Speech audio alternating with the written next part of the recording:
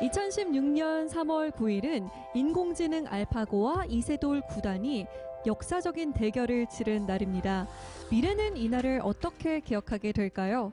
자, 지금 인공지능과 인간 농부가 토마토를 두고 한판 승부를 펼치고 있다고 합니다. 지난해 9월부터 네덜란드에서 세계 농업 인공지능 대회가 열리고 있는데요. 우리나라의 디지로그 팀이 예선 2위에 올라서 본선을 치르고 있다고 합니다. 디지로그 팀을 이끌고 있는 서현권 박사를 지금 만나봅니다.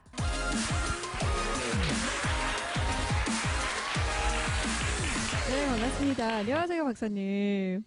자, 저희가 인공지능 얘기는 정말 많이 들어봤는데 인공지능과 농업 사실 잘 연결이 안 되거든요. 농부의 일자리도 이제 없어지는 건가요? 네, 인공지능이 오늘 다양한 삶의 저희들 그 영역에서 어떤 변화들을 만들어 나가고 있는데요. 농업이라고 해서 사실 예외는 아닌 것 같습니다. 사실 저도 박사 과정을 하는 중에 이런 딥러닝이나 머신러닝이나 인공지능들이 나타내는 어떤 그 결과를 보고 굉장한 많은 충격을 받은 그런 기억들이 있는데요. 이런 인공지능과 농업 분야가 새로 만들어 나가는 이런 미래의 모습들에 대해서 오늘 조금 말씀을 드리도록 하겠습니다. 네, 그러면 농업은 어떻게 알게 되신 건지 농사 좀 지어 보셨나요? 아니요, 제가 저희 부모님이 농사 과수원을 하셔서 어릴 때 이렇게 일하는 걸 도와드린 적은 있지만 실제 제가 농사를 짓거나 농장을 운영해 본 적은 없고요. 다만 저는 이제 그 농업 로봇을 만드는 그런 어떤 공학자로서 지금 이렇게 일하고 있습니다. 사실 농업과 인공지능은 굉장히 멀게 느껴지거든요. 그래서 제가 소개했지만 세계 농업 인공지능 대회, 이 대회도 아주 처음 들어보는 대회예요. 어떤 대회인가요? 네덜란드에서 처음 1회 대회가 있었고요. 작년에 이제 2회 대회가 되겠는데요. 아직까지는 주최 측도 그렇고 이 대회에 참여하고 있는 많은 팀들도 그렇고 도대체 AI가 농업에 어디까지 적용될 수 있을지는 사실 저희도 잘 모르겠습니다. 네. 그런 어떤 새로운 시도들을 해보는 대회다라고 보시면 되겠고요. 그 대회에 대한 내용들은 잠시 후에 조금 더 자세하게 설명을 드릴 수 있도록 하겠습니다. 네, 저희가 잘 모르는 분야다 보니까 더 궁금증이 막 생기는 것 같아요. 오늘 강연 잘 부탁드립니다. 감사합니다. 네.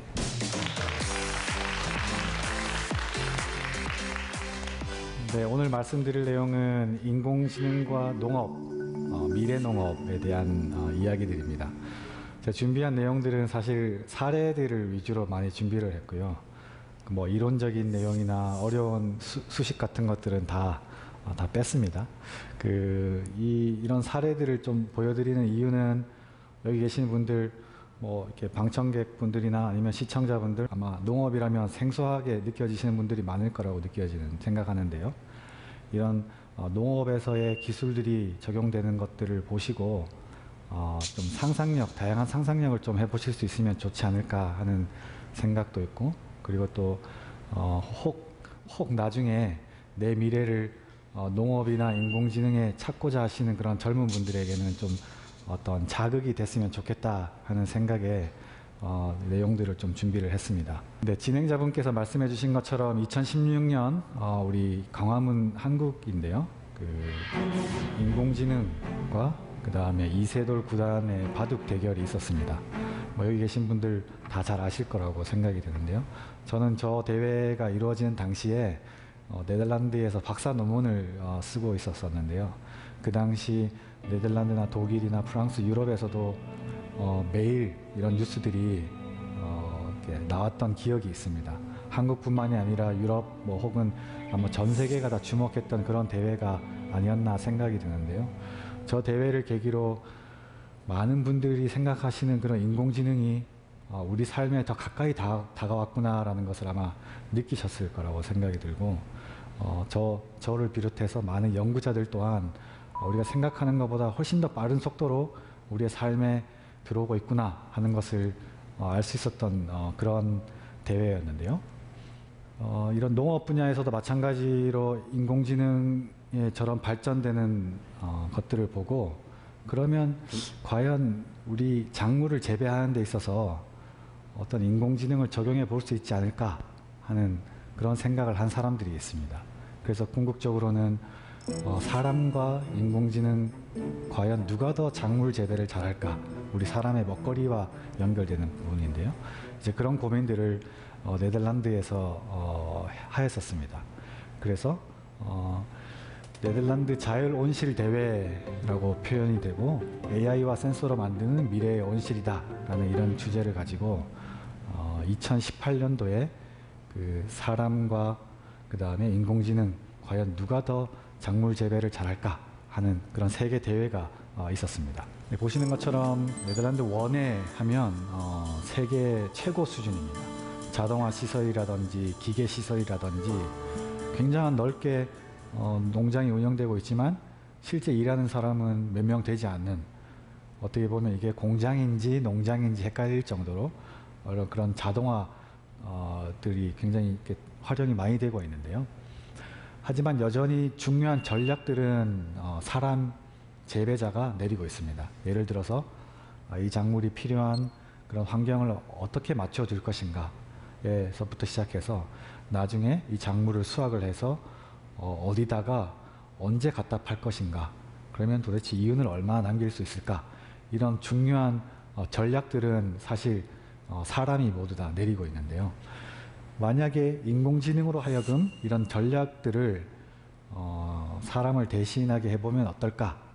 그래서 궁극적으로는 이런 자동화된 기계, 우리 사람의 손과 발을 대체해주는 기계뿐만이 아니라 더 나아가서는 농장 전체를 운영을 하는 그런 것들도 다 인공지능에 맡겨보면 어떨까? 그래서 완전 무인으로 운영되는 그런 어떤 농장을 만들 수 있지 않을까 하는 질문에서 시작된 대회입니다. 제1회 대회 결승에 진출한 팀들을 보시면 마이크로소프트나 인텔이나 텐센트 같은 어떻게 보면은 농업과 관계없는 전혀 어떻게 보면 관계없는 그런 기업들이, 저런 기업들에서 AI를 연구하는 팀이 작물 재배 연구자들과 그 다음 혹은 그 시설 원해를 하는 그런 박사님들과 같이 팀을 이루어서 팀을 이룬 팀들이 결승에 5개가 이렇게 올라갔었고요. 물론 여기 5개 팀들 사이에서 서로 누가 더 잘 짓나 하는 이런 경쟁도 하지만 동시에 그 사람 전문가 팀을 또 같이 구성을 하였습니다. 저는 이제 오이의 이세돌 팀이다라고 이렇게 부르는데요. 그 오이 하면 둘째 가라고 하면 서러울 정도의 그런 농민분들과 오이 연구자분들, 네덜란드 연구자분들이신데 이 팀을 이루어서 같이 그럼 과연 사람과 이 결승에 진출한 5개 팀 과연 누가 또 더 잘할 수 있을까를 경쟁을 해보는 그런 형태로 결승전은 진행이 되었습니다. 결승전 재배 장소는 네덜란드 와게닝겐 대학 그 연구 온실동이 되겠고요. 1회 대회다 보니까 이게 뭐 큰 곳에서의 넓게 농사를 짓는 것은 아니지만 그 연구 온실동 96제곱미터 한 30평이 조금 되지 않은 공간에서 이제 각 팀들이 재배를 짓는 것이 있고요. 그리고 중간에 이제 한 공간은 아까 말씀드린 그 오이의 이세돌 팀들이 매일매일 들랑달랑 하면서 이제 재배를 짓는 그런 구조가 되겠습니다. 그리고 이것이 궁극적으로는 인공지능 AI 알고리즘의 어떤 대회이다 보니까 팀별로 또 다양한 알고리즘들을 가지고 나왔었는데요. 아직까지는 어떤 알고리즘이 가장 좋다 혹은 어떤 알고리즘이 어떤 장점과 단점이 있는지를 저희가 잘 모르는 그런 상황이기 때문에 이런 다양한 시도들을 통해서 그런 어떤 노하우들을 또 쌓아나가는 그런 대회였다라고도 볼 수 있겠습니다. 네, 결과를 보시면 좀 재미난 일들이 있는데요. 그 결과의 평가 척도는 이윤을 얼마나 많이 남겼는가, 여기서 생산된 오일을 팔았을 때 돈을 얼마나 남겼는가가 50%의 척도가 되겠고요.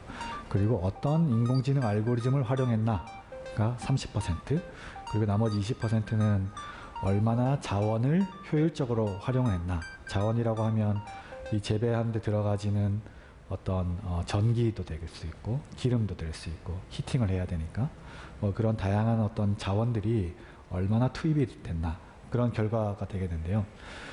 이윤 부분에 있어서 재미난 현상이 그 마이크로소프트 팀 소노마라고 하는 팀이 사람 전문가 오이 이세돌 팀보다 더 많은 이윤을 남긴 것으로 이제 결과가 났습니다.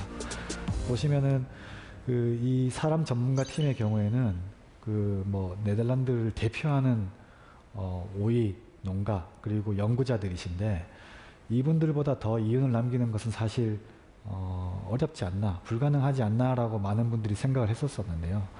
그런 어떤 그런 생각을 깨트리고 마이크로소프트 팀이 남긴 이윤이 더 많았다는 측면은 굉장히 저 당시에 네덜란드에 아주 큰 파장이 있었습니다. 그래서 작년 대회에 우승을 했던 소노마 팀의 멤버 중에 한 명이었던 데이비드라고 하는 친구인데요. 저와 사실 같은 학교에서 같은 박사 과정을 이제 밟았던 친구인데, 이 친구와 인터뷰를 제가 해봤습니다. 이번 대회를 참여를 하면서 이렇게 뭐 얻은 교훈이 있느냐라는 저희 질문에 굉장히 의미 깊은 말을 해줬습니다. 그 뭐 이렇게 일반화할 수는 없고 굉장히 좀 조심스럽긴 하지만, 어쩌면 우리가 기존에 알고 있던 재배 방법 혹은 재배 교과서나 이런 어떤 다양한 책에서 얘기해주는 방법들이 어쩌면 최선의 방법들이 아닐 수 있겠구나라는 것을 알았다는 게 가장 큰 교훈이다 라고 이야기를 해줬습니다.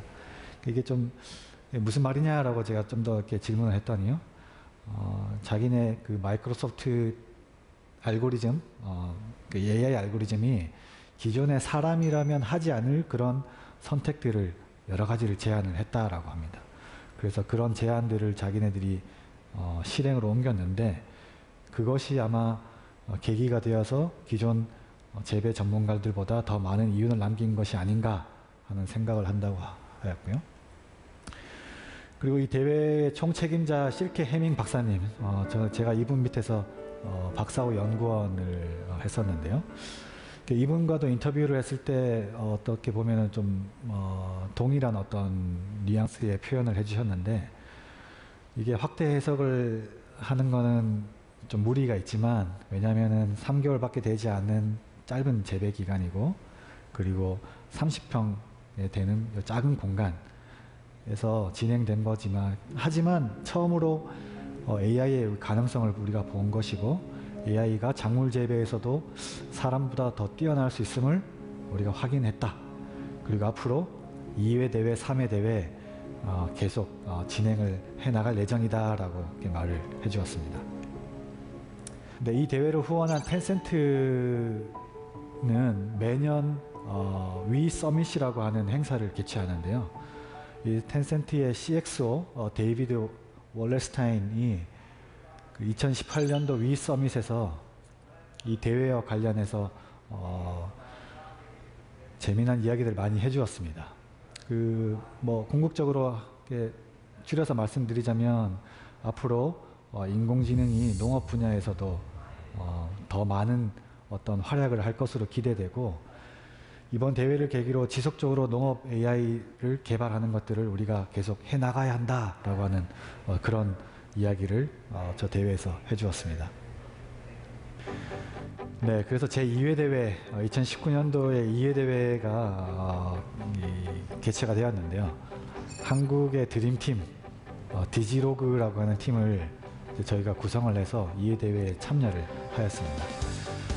단장으로 맡고 계시는 민승규 박사님, 그리고 고문으로는 이어령 선생님께서 맡아주고 계시고요. 제가 이제 팀장을 맡고 있고, 이게 7개의 회사와 3개의 대학, 심지어 벨기에에서 박사과정을 하고 있는 그 꾀랄이라고 하는 여학생도 저희 대회를 참여를 하고 있습니다. 그래서 이게 뭐 한국 드림팀이다라고 표현은 하지만, 사실은 우리 한국인들만으로 구성된 건 아니고요.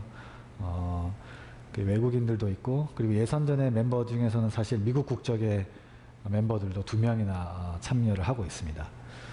저희가 이 참여를 결정한 이유는 우리 한국 어떤 스마트 농업, 에그테크의 현 주소를 좀 진단해 보면 좋겠다는 생각과 동시에 그 추후에 우리 한국에서 이런 아시아 농업 대회를 개최해 보면 좋겠다는 생각으로 이 대회를 참여를 하게 되었는데요. 대회의 목표는 그 AI를 적용을 해서 원격으로 방울토마토를 이제 재배하는 형태가 되겠는데요. 사람의 손과 발을 AI가 대신해 주지는 않습니다. 다만 그 작물의 성장 단계에 따라서 어떤 다양한 의사 결정들이 필요한데 이런 의사 결정들을 인공지능으로 하여금 내리게 하고 이것이 과연 사람보다 더 나은 결정인지 아닌지, 그래서 궁극적으로는 주어진 공간에서의 어떤 생산 효율성을 극대화해보자 라고 하는 방향이 되겠습니다. 그 대회 일정은 2019년 7월에 팀 등록을 이제 받았고요.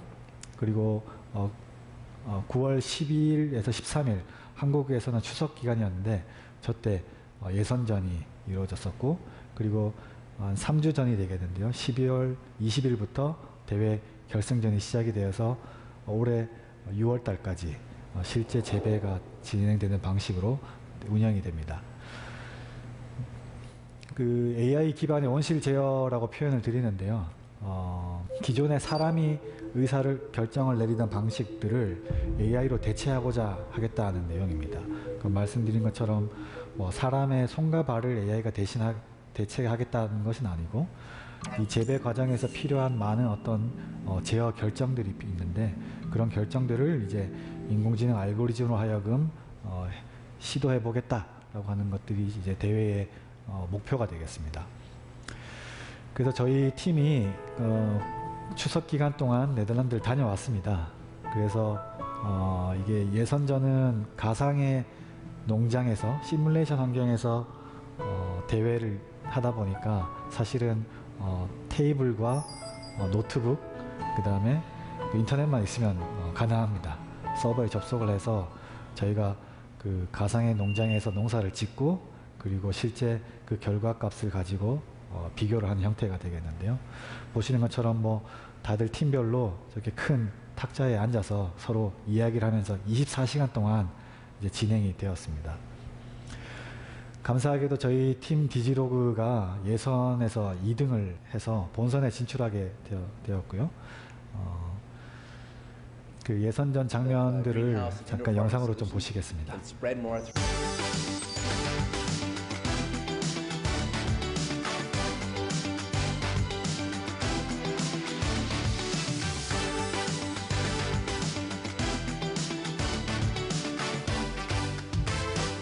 Their own family greenhouse. It's up to them. Number 5, tomatoes. Number 4, Mators. Number 3, IUA.scars. Number 2, Degilog.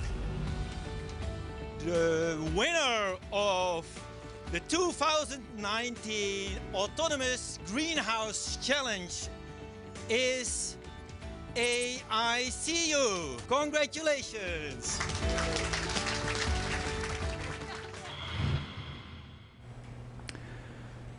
네, 12월부터 이제 본선에 임하는 저희 팀의 철학 혹은 자세를 조금 요약을 해봤는데요. 물론 저희는 우승을 목표로 하고 있습니다. 하지만 우승을 위한 일들에만 모든 에너지를 집중하지 않겠다는 그런 생각을 가지고 있고요. 왜냐하면 지금의 과정들이 추후에 펼쳐질 수 있는 새로운 가치들에 대한 어떤 투자가 될 것이다 라고 생각하기 때문이고요. 그리고 검증되지 않은 그런 알고리즘이나 기기나 센서나 장비들일지라도 일단 어느 정도 의미 가치가 있다라고 생각이 되면 시도해보자, 과감하게 시도해보자 라고 하는 그런 의견을 또 모았고요. 그리고 최종 결과가 우승이 아니더라도 전혀 상관없다, 우승하면 좋겠지만 이 과정 전체를 우리가 즐기면서 해보자, 그리고 기쁜 마음으로 해보면 좋겠다 그런 얘기가 있고요. 그리고 마지막으로 무엇보다도 가장 중요한 것은 열정과 사랑이다.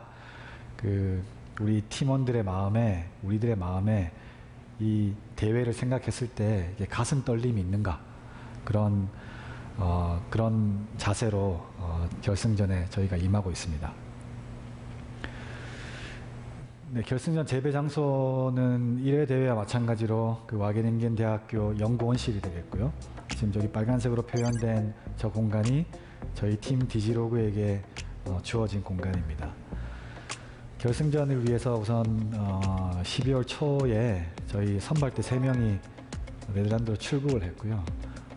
저희가 설치할 기기들을 현지 유럽에서 사서 쓸까 아니면 만들어서 갈까 고민을 하다가 저희가 한국에서 다 만들었습니다. 그래서 모든 장비들 다 만들어서 짐이 엄청 많죠. 저걸 다 수화물로 보내는데도 엄청난 비용이 많이 들었습니다. 이게 그 우편으로 보내기에는 너무 민감한 전자장비들이 많이 있어서 직접 다 비행기로 저희가 들고 갔고요. 그리고 둘째 주에는 나머지 팀원들이 이제 합류를 해서 저기 실제 재배 공간에다가 저희가 한국에서 만들어 간 장비들을 다 설치를 하는 그런 장면입니다.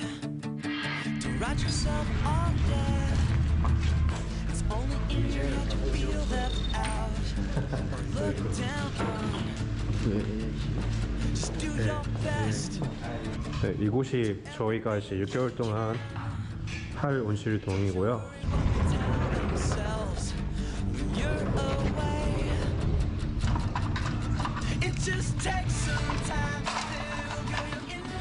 온실에서 재배하는 작물들은 배지라고 부르는 인공 토양에다가 작물을 키우는데 이 배지가 얼마나 젖어 있는지 여기에 들어있는 수분의 양을 정확하게 측정하기 위해서는 이제 무게를 재는 거예요.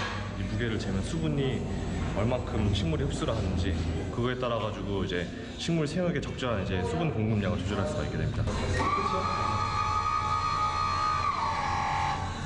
지금 위에 보시면은 저기 LED가 있고요.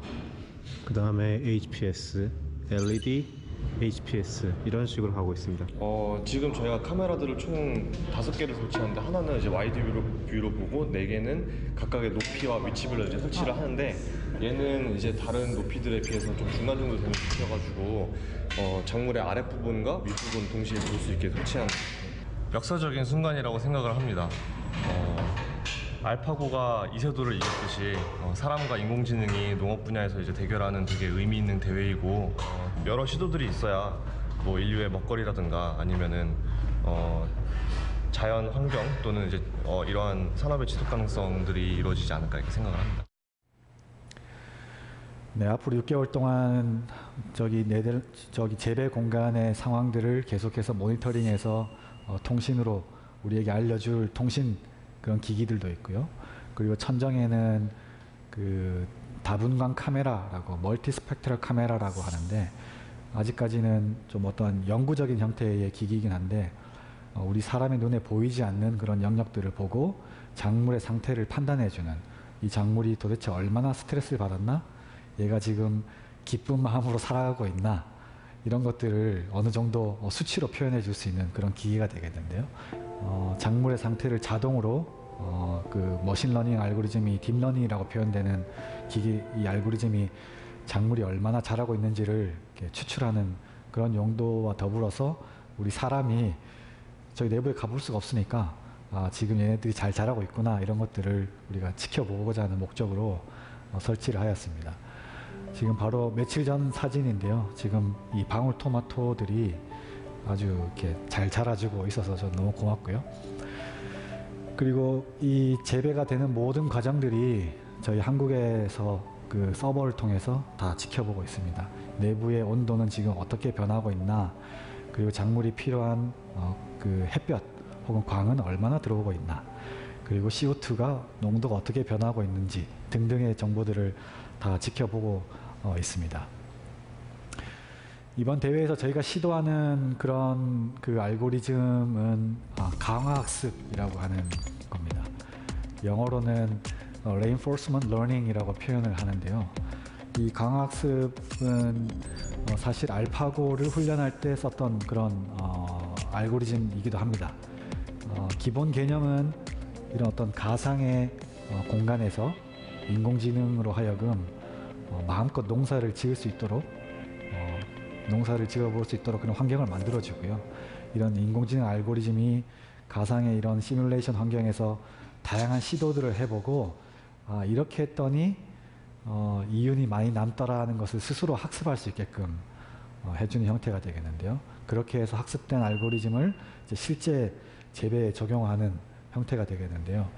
이런 그래프들은 알고리즘이 학습 과정에서 도대체 어떤 결정을 내렸는지를 이제 저희 사람이 이해할 수 있는 이런 그래프로 표현을 해주는 장면입니다. 그래서 이런 내용들을 보고 지금 알고리즘이 얼마 정도 학습을 하고 있구나 라는 것을 저희가 계속 지켜봤는데요. 조금 더 쉽게 말씀을 드리자면 차를 운전해 보지 못한 인공지능 알고리즘에게 저기 사각형, 빨간색 사각형의 공간에 이제 차를 가서 주차를 해라 라고 하는 어떤 목표를 알려주고요. 이런 가상의 공간에서 이 알고리즘이 다양한 어떤 시도들을 해볼 수 있게끔 해주는 겁니다. 그러면 이 알고리즘은 운전을 해보지 않아서 뭐가 뭔지는 잘 모르겠지만 여러 가지 시도들을 해볼 수 있겠죠. 뭐 가속도 해보고 브레이크도 밟아보고 핸들도 틀어보고 그리고 지금 내 위치와 그 센서가 주는 정보가 얼마나 차이가 나는지도 시도를 해보고 이런 다양한 시도들을 하는 과정 중에 만약에 벽에 부딪혔다거나 혹은 차선을 넘었다거나 아니면은 다른 차에 부딪혔다 이럴 경우에는 쉽게 말씀드려서 마이너스 점수를 주고요. 그리고 그 차선을 따라서 잘 이동을 하거나 아니면은 정해진 어떤 그 길들을 잘 따라간다라고 할 때는 그 플러스 점수를 주는 겁니다. 그래서 이런 과정들을 한 30만 번 정도 반복을 하다 보면 이 알고리즘이 스스로 파악을 하는 거예요. 이렇게 했더니 내가 더 많은 가점을 얻는구나. 이렇게 했더니 내가 마이너스 점수를 받아서 하면 안 되겠다는 것을 이제 학습을 하는 겁니다. 그래서 사람이 직접 일일이 가르쳐 주지 않았음에도 불구하고 나중에는 뭐 완벽하진 않습니다만 저 공간에 잘 가서 주차를 하는 그런 장면인데요. 이와 동일한 컨셉으로 적용을 했다라고 보시면 되겠습니다. 그래서 저희가 이런 어떤 가상의 그 온실 공간, 재배 공간을 만들어 놓고 이 안에서 인공지능으로 하여금 다양한 시도들을 통해서 학습하고 재배하는 것들을 이제 배울 수 있게끔 했다는 측면에서 강화학습을 저희가 적용을 하고 있습니다. 네, 저희 결승 멤버들인데요. 저는 팀장을 맡고 있고요. 그리고 아이오 크롭스라고 하는 이 세 번째 이 친구는 기계공학을 로봇공학을 전공한 친구인데 이제 농업 분야에서의 센서나 데이터 기반의 사업을 해보겠다라고 해서 스타트업을 창업을 한 친구입니다. 그리고 소프트웨어나 서버 인터페이스를 담당해주고 있는 이지팜이 있고 그리고 알고리즘을 프로그래밍 해주고 개발해주고 있는 스페이스워크. 스페이스워크라고 하는 저 스타트업은 사실은 부동산 혹은 건축 설계에 인공지능을 서비스를 해주는 회사입니다. 어떻게 보면 농업과 관련이 없는 회사인데 이번 대회에 참여를 하게 되었는데요. 그 이유는 주어진 공간을 어떻게 최대한 효율적으로 활용할 것인가, 인공지능을 적용을 해서 어떤 건물들을 설계할 것인가 이런 것들을 추구하시는 분들인데 앞으로 재배하는 그런 어떤 작물 재배 공간 혹은 그 농사를 짓는 그 공간도 어떻게 하면 효율적으로 설계할 수 있을까라는 그런 아마 목표를 가지고 저희 팀에 참여를 하게 되었고요. 네, 지금까지 보신 내용들은 이게 농업이라고 표현을 할 수는 있겠지만 사실은 거기 들어가지는 기술들을 보면 최신의 강화학습 알고리즘이라든지 아니면 통신 장비라든지 센서라든지 이런 것들은 사실 다른 산업들에서 다양하게 활용되고 있는 것들을 농업에 적용한 것들이라고 보시면 되겠는데요. 이런 또 기술들이 농업에 적용이 되어서 어떤 농업 현장을 바꾸고 있는 그런 다양한 사례들이 있습니다. 저는 이것을 에그테크라고 부르는데요. 기존의 농업에다가 인공지능, 빅데이터 혹은 자동화 기술 이런 기술들이 합쳐져서 에그테크 어떤 새로운 형태의 어떤 농업 환경을 만들어 나가는 그런 산업이라고 저는 표현을 하는데 기존에는 농사를 지음에 있어서 어떤 시설이나 어떤 장비를 가진 가졌느냐가 경쟁력이 되었지만 앞으로의 이제 농업 환경에서는 물론 뭐 다른 산업들도 다 마찬가지일 거라고 생각이 드는데요. 어떤 인공지능 알고리즘을 활용하느냐, 그리고 얼마나 많은 빅데이터에 의한 데이터 분석을 하고 있느냐가 아마 농업의 경쟁력이 될 것이다라고 생각을 합니다. 우선 첫 번째 사례를 보여드리면 장미 선별 포장하는 기기를 만드는 네덜란드 스타트업 테크네이처라고 하는 회사인데요.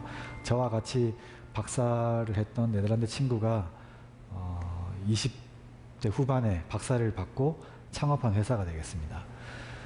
보시면은 왼쪽 사진에는 그 장미 한 묶음의 사진들을 보시면 장미의 크기가 좀 제각각이죠. 이 장미 선물 받으시면 좋지만 이게 크기가 다르다 보니까 이 펼쳐짐의 정도가 다르다 보니까 어떤 친구들은 빨리 피고 빨리 지고 또 어떤 친구들은 또 천천히 피는 친구들이 있는데요. 그렇다 보니까 사람이 이 빨리 진 친구들은 이렇게 뽑아내줘야 되는 그런 일들이 있습니다.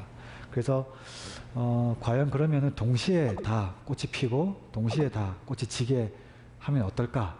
그런 측면에서 다양한 카메라와 그 다음에 머신러닝, 분광 기술을 써서 이 동일한 크기의 장미 그리고 한꺼번에 필 수 있는 장미들을 같이 모아서 묶음으로 팔자라는 그런 서비스를 해주는 회사인데요.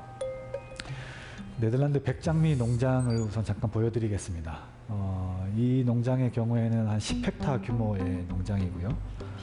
그리고 뭐 보시는 것처럼 내부가 저렇게 넓게 되어 있는데 실제 일하는 분들은 그렇게 많지 않습니다. 내부에서 장미들이 다 자동으로 때에 맞춰서 이동을 하면서 양분을 받고 그 다음에 햇볕을 받고 이렇게 진행이 되고 있고요.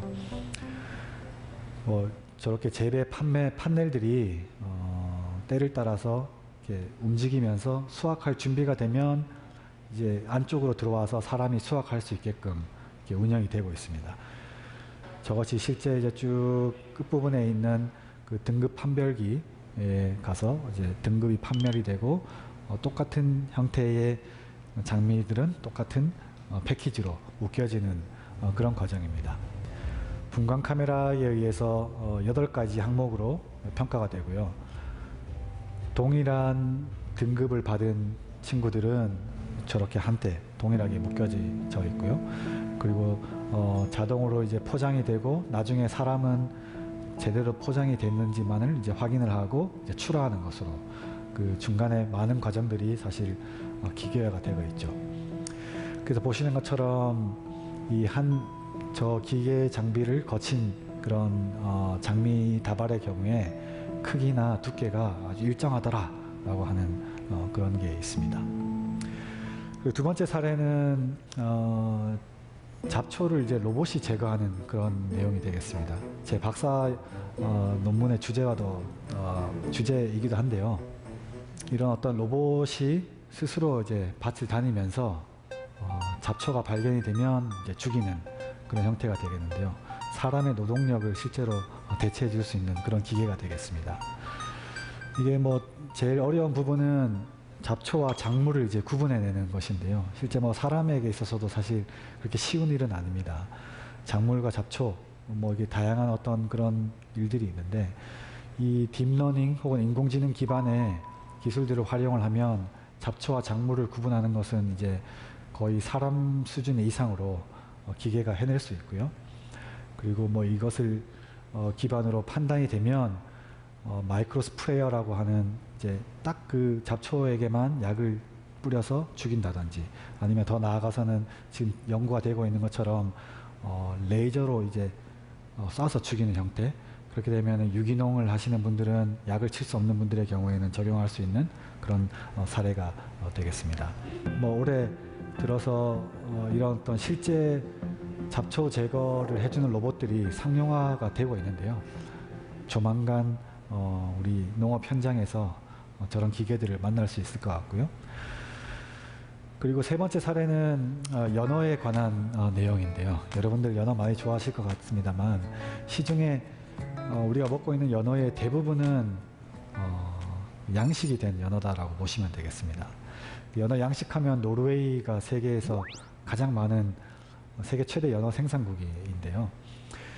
이 연어 양식에 있어서 가장 큰 문제는 바다 기생충 혹은 바다 물이, 머리에 생기는 이 같은 그런 이가 이제 가장 큰 문제가 됩니다. 그래서 연어의 이 표피에 이가 이렇게 붙어서 이 이가 연어를 계속 갉아먹고요. 제대로 이렇게 처리해주지 않으면 연어가 이제 죽게 되는 그런 문제가 생기는데요. 이런 바다 물리를 잡기 위해서 사실은 노르웨이에서는 많은 항생제를 투여를 하고 있습니다. 그러다 보니 당연히 오염이 더 되는 건 당연한 일이고요. 그 항생제를 쓰지 않는 농가들의 경우에는 이 바다 기생충을 먹고 사는 어떤 천적 물고기를 또 같이 넣기도 하는데, 이런 친구들을 연어가 가끔씩 잡아먹는 게 문제가 되겠습니다. 그래서 사실 장기적인 어떤 해결책은 못 된다라고 보시면 되겠는데요.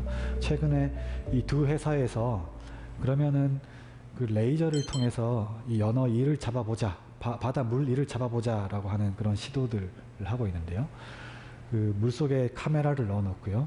그 인공지능 기술에 의해서 그 연어의 표면에 붙어 있는 그 바다 물 위를 탐지를 하고, 그 탐지가 되면 레이저를 쏴서 이제 죽이는 그런 기기가 되겠습니다. 레이저는 아주 약한 강도로 쏘기 때문에 연어에게는 사실 무해하지만 바다 물리의 경우에는 레이저를 받았을 경우에 이제 죽게 되는 형태가 되겠는데요. 네, 창조적 플레이가 되자라고 하는 그런 내용으로 이제 제 강연을 마무리하고자 하는데요. 그 보신 것처럼 이런 어떤 인공지능이나 딥러닝, 그리고 카메라 기술, 그리고 심지어는 레이저 기술들이 농업에서도 많이 적용이 되고 있습니다. 앞으로 어떻게 얼마나 많은 변화들이 일어날지는 저도 잘 모르겠는데, 한 가지 분명한 거는 기존에 있던 농업의 패러다임들을 아주 크게 바꿀 것은 틀림이 없어 보입니다. 많은 분들에게 제가 드리고 싶은 그런 도전은 항상 우리가 어떤 이런 현상들을 보고 왜 그럴까 하는 질문들을 좀 해봤으면 좋겠고요.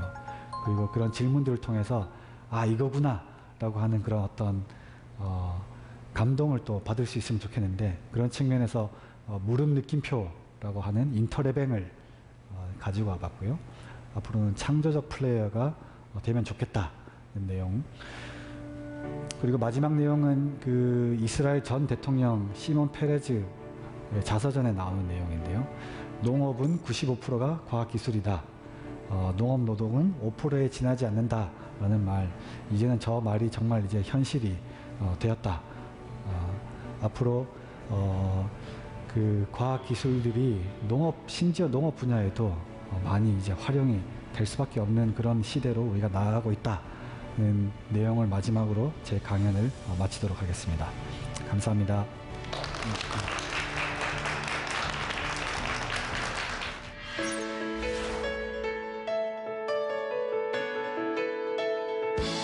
네, 박사님 이야기를 듣고 나니까 앞으로 우리 농업이 어떻게 변화가 될지 진짜 궁금하기도 하고 기대가 되기도 합니다.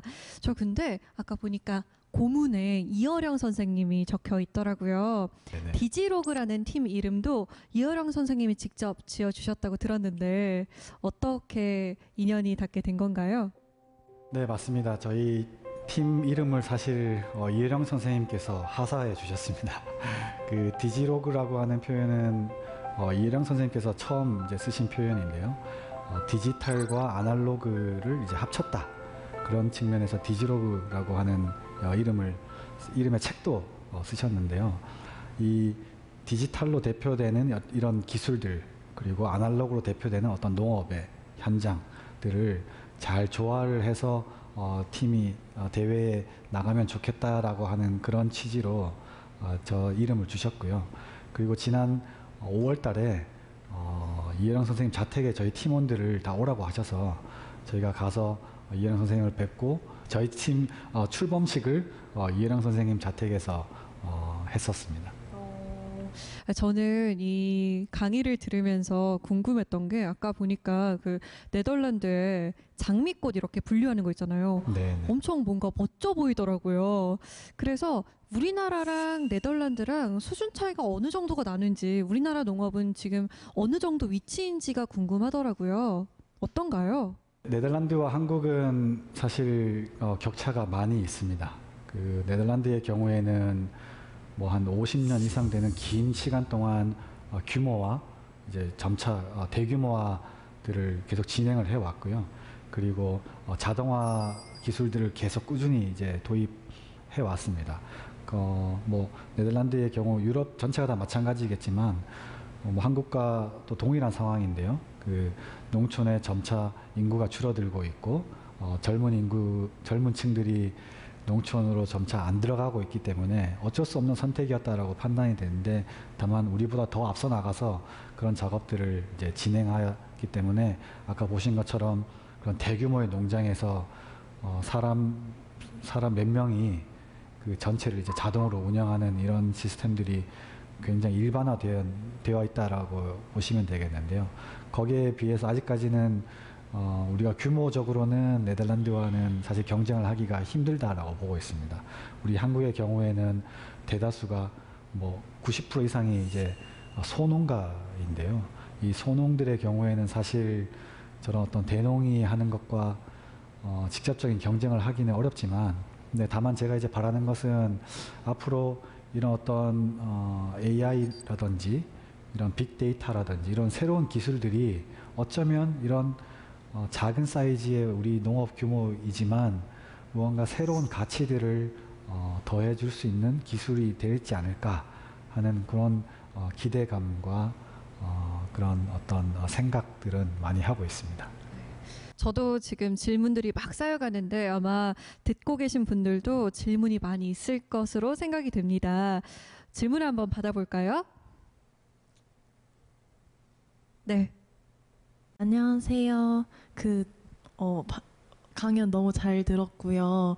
저도 장미꽃 그 얘기를 들으면서 생각을 했는데, 장미꽃을 그게 일정하게 크기를 맞추는 것처럼 혹시 과일 같은 거에서도 뭐 크기랑 모양뿐만 아니라 그 맛 같은 것도 일정하게 그런 기술을 이용해서 할 수 있을지가 궁금해졌어요. 네, 좋은 질문 주셨습니다. 네, 그 사실 농산물의 경우에는 이게 공장에서 생산되는 어떤 제품과는 이 다양성이 굉장히 많이 있습니다. 같은 나무에서 피는 사과지만, 혹은 뭐 장미지만, 혹은 뭐 배지만, 이게 크기가 다 제각각이고 생긴 것도 다양한 형태가 있는데요. 근데 우리 소비자 입장에서는 가능한 한 모양들이 다 이쁘고 이렇게 동일하면 좋겠죠. 그런 제품들이 사실 더 많은 가격을 받고 있는데요. 그런 측면에서도 많은 연구들이 지금 이루어지고 있습니다.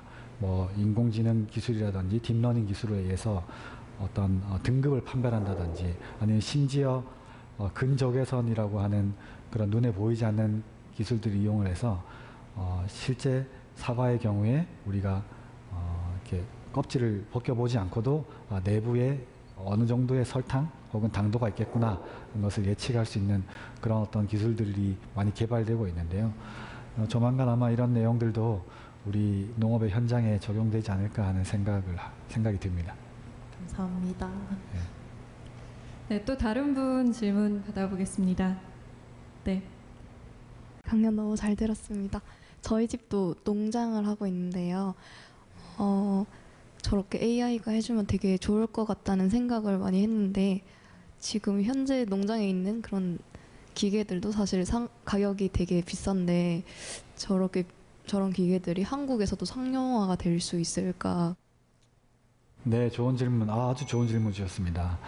그 말씀드린 것처럼 한국의 경우에는 대다수가 다 소농가들입니다. 이런 소농가들은 사실 어떤 저런 비싼 장비나 센서들을 도입하기가 굉장히 어려운 일인데요. 저희 부모님도 한 2,000평 되는 공간에, 작은 넓지 않은 공간에 과수원을 하셔서 저희도 소농가 출신인데 지금 당장에는 이런 것들을 도입하기가 어려울 거라고 봅니다만, 그 말씀드렸던 것처럼 우리가 이 대회를 참여한 궁극적인 목표는 이제 추후에 아시아 농업 인공지능 대회를 우리 한국에서 개최해 보고자 하는 그런 목표가 있는데요.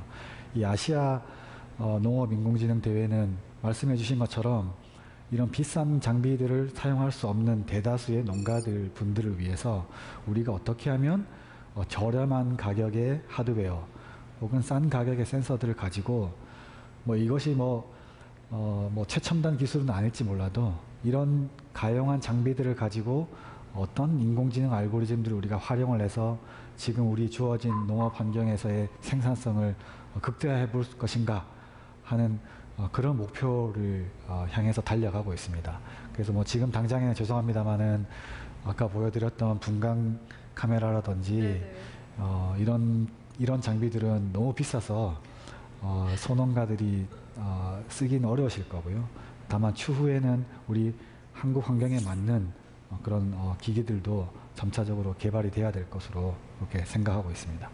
아무래도 가격이 좀 내려가려면 공급이 많아져야 하잖아요. 아까 보니까 함께 공부했던 친구도 창업을 했다라고 하셨는데요. 이제 우리나라 청년들 중에서도 농업 관련해서 창업하는 사람들이 늘고 있나요? 어떤가요? 네, 아주 좋은 또 질문을 주셨습니다. 제가 네덜란드 와게닝겐 대학교에서 저희 연구실에 저를 포함해 5명의 박사 과정을 친구들이 있었는데요. 이제 저는 이제 외국인이고 나머지 4명들은 네덜란드 친구들이었는데 하나같이 네덜란드 친구들은 박사를 끝마치고 나서 다 창업을 했습니다. 다 자기 회사 창업을.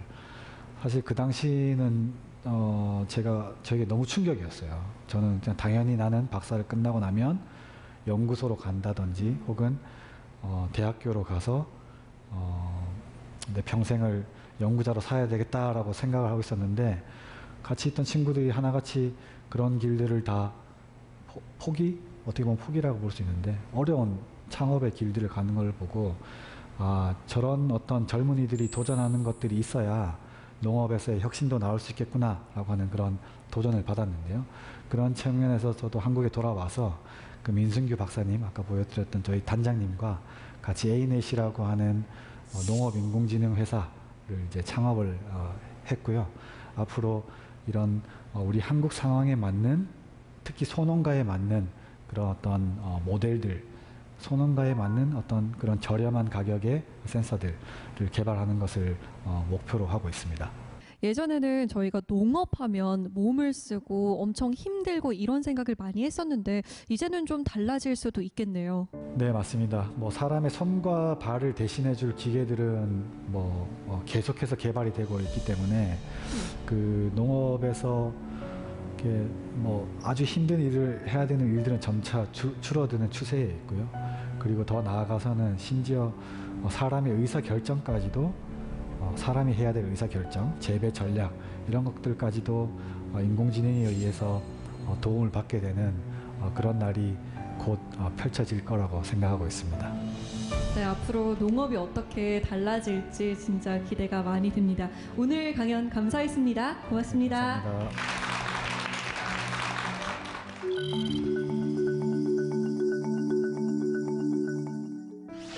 경제의 미래는 농업에 달려 있다. 세계 3대 투자자로 꼽히는 짐 로저스가 한 말이죠. 2020년 미래는 이미 우리 앞에 도착해 있습니다. 앞으로 4세계 공동체에서는 이 미래를 어떻게 이해해 나갈지 알아볼까 합니다. 저와 함께 4세계 공동체가 되어 주시겠어요?